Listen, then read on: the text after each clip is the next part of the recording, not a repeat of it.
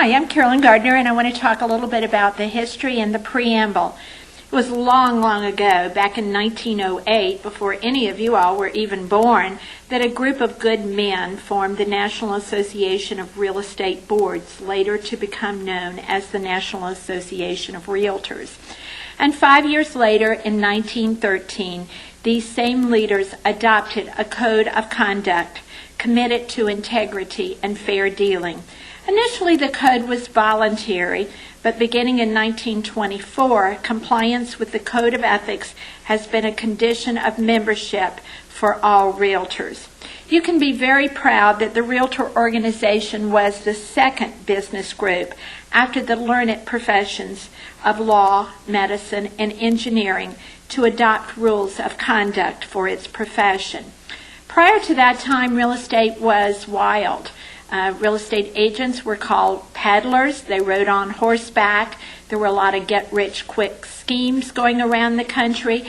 In fact, selling property that the owners were not even aware that their property had been sold.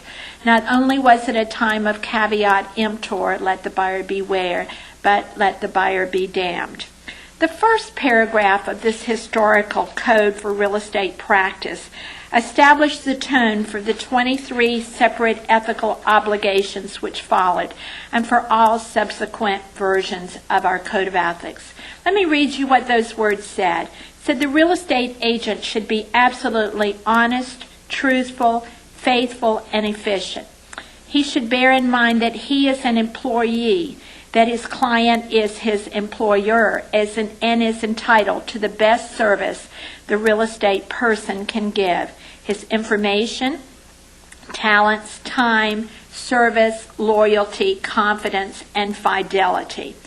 The adoption of the code took place before the states even had real estate laws, and later when the states passed their laws and rules, many of them modeled it after the Realtors' Code of Ethics. Think of the code as the highest and best standards of personal and professional conduct expected in a real estate transaction.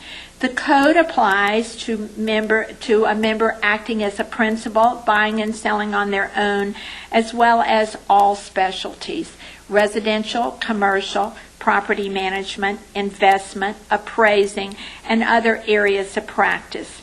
The code is the cornerstone of the Realtor organization.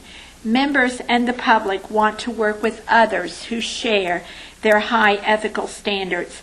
While members may compete with one another to get listings or to represent buyers, they cooperate with one another to close the sale. For the majority of the public, the purchase of real estate is the biggest investment. So working with an honest professional with high ethical standards is of primary importance. There are 17 articles of the Code of Ethics divided into 3 categories: duties to clients and customers, duties to the public, and duties to other realtors. Each article of the code has a standard of practice. Some have many standards of practice which interpret that particular article of the code. And also you will find case interpretations, which are actual cases that were heard by local boards or association of realtors, that define what is expected or what is prohibited under each article. Each year, the National Association of Realtors, through its Professional Standards Committee, reviews our dynamic and changing industry and the different business models, and makes necessary revisions to the Code of Ethics, the standards, or the case interpretation. The Code has been amended 27 times since 1913. So you see, the Code is a living document reflecting the ever-changing real estate business. Keep in mind, if your code and state law are in conflict, the law always takes precedent.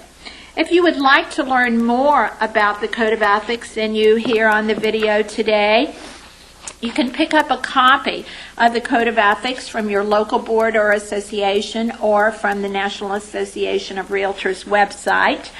Or if you would like additional information, the Code of Ethics and Arbitration Manual which is updated annually and published in January by the National Association of Realtors.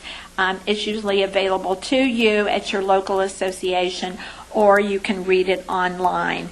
If you'd like a shorter version, The Professionalism in Real Estate is another publication that can be very helpful in that it includes standards of practice and examples of the Code of Ethics. Now, let's talk about the preamble, which begins with, "Under all is the land." What a very powerful phrase that is. The preamble is aspirational, which means that realtors are encouraged to abide by it, but a member cannot be charged or a hearing cannot be held based upon a violation of the preamble.